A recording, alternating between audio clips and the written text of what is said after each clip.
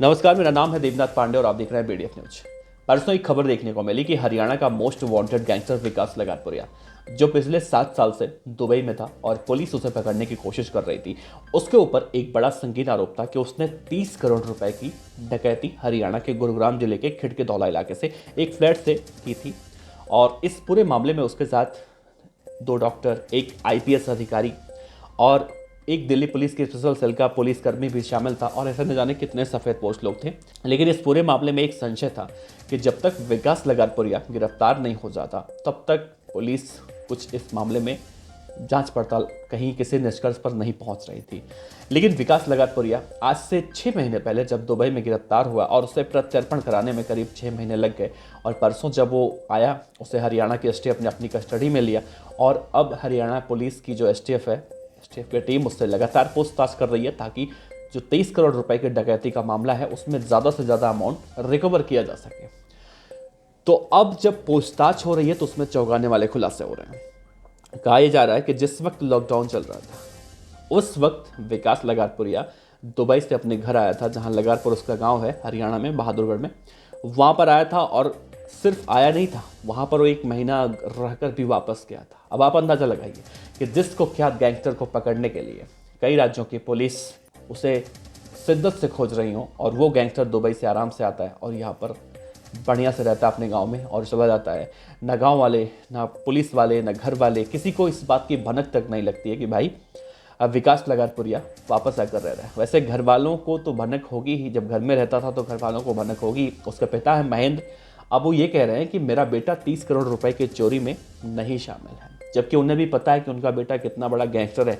लेकिन वो पुलिस के सामने बयान दे रहे हैं कि मेरा बेटा इस मामले में इसलिए नहीं शामिल है क्योंकि जब इस पूरे वारदात को अंजाम दिया गया था तो वो विदेश में बैठा था, जबकि वो खुद विकास लगारपुरिया हरियाणा पुलिस के एसटीएफ की पूछताछ में खुलासा किया है कि उसके पास जो 30 करोड़ रुपए में से पैसे आए थे, 22 करोड़ रुपए आए थे, और 22 करोड़ में से उसने कुछ पैसे रियल एस्टेट के बिजनेस में लगा दिए, कुछ पैसे उसने हवाला के जरिए कहीं और ट्रांसफ़र कर दिए, और कुछ पैसे वो अपने पास रखा हुआ है और अलग अलग जगहों पर उसने निवेश कर रखे हैं। क्योंकि साथ में वो ये भी कह रहा है कि मैं बहुत बढ़िया जूते, कपड़े, इन सब चीज़ों का बहुत बड़ा शौकीन हूँ, तो इन सब चीज़ों को मैं पहनता हूँ, तो कुछ पैसे खर्च भी हुए हैं। साथ ही उसने कहा कि जिस बिल्डर का पैसा हमने चोरी किया था वो बिल्डर भी तो इस तरह से अवैध कमाई करके रखा था, तो हमने अच्छा किया। मुझे इस बात का कोई भी अफसोस नहीं है कि इतनी बड़ी चोरी कांड को मैंने अंजाम दिया। आप सोचिए, गैंगस्टर विकास लगारपुरिया के पिताजी कह रहे हैं कि वो चोरी कर ही नहीं सकता, जबकि वो खुद कह रहा है कि मैंने इस चोरी को अंजाम दिलाया।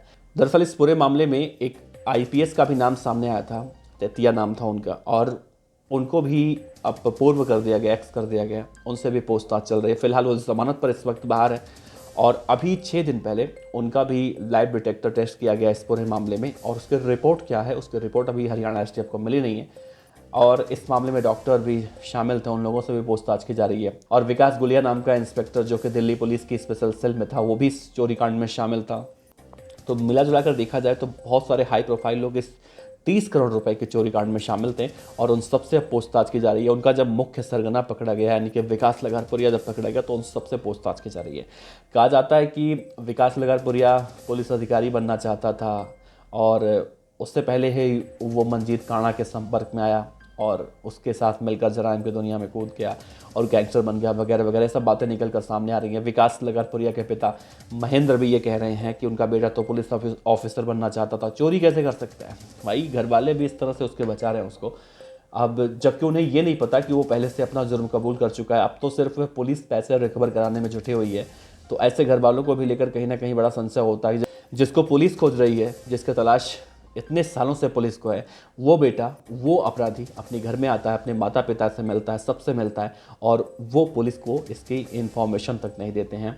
साथ ही पुलिस से ये कहते हैं कि उनका बेटा दुबई में बड़ा बिजनेस करता है, और हमारी लगातार बात होती है, कहता है कि दुबई में सब कुछ बहुत अच्छा चल रहा है और वो चोरी क्यों करे। तो फिलहाल एसटीएफ ने कल रात भर विकास लगारपुरिया से पूछताछ की है, और विकास लगारपुरिया इस दौरान पुलिस को अपनी गोलमोल बातों में उलझाने की भी कोशिश कर रहा है, लेकिन अब वो पूरी तरह से फंस चुका है, और उसे पता है कि पुलिस बिना उससे सच उगलवाए, बिना पैसे को रिकवर करवाए उसका पीछा नहीं छोड़ने वाली है। तो ऐसे में देखना है होगा कि विकास लगारपुरिया कितने पैसे खर्च कर चुका है, कितने पैसे वो पुलिस को रिकवर करवाता है, इसके पीछे और कितने नाम सामने आते हैं, वो देखना बड़ा अहम होगा। तो अभी पहले हरियाणा की एसटीएफ इससे पूछताछ करेगी, उसके बाद दिल्ली की पुलिस भी विकास लगारपुरिया को अपनी कस्टडी में लेकर इससे पूछताछ करने की कोशिश करेगी, क्योंकि दिल्ली के आईजीआई एयरपोर्ट पे जब ये उतरा तो वहाँ पर दिल्ली पुलिस भी पहुँची थी, हरियाणा पुलिस भी पहुँची थी गिरफ्तार करने के लिए, लेकिन पहले उसे हरियाणा पुलिस को दिया गया, क्योंकि हरियाणा का जो सबसे बड़ा मामला है 30 करोड़ वाला, ये कहीं ना कहीं सबसे टॉप पर था।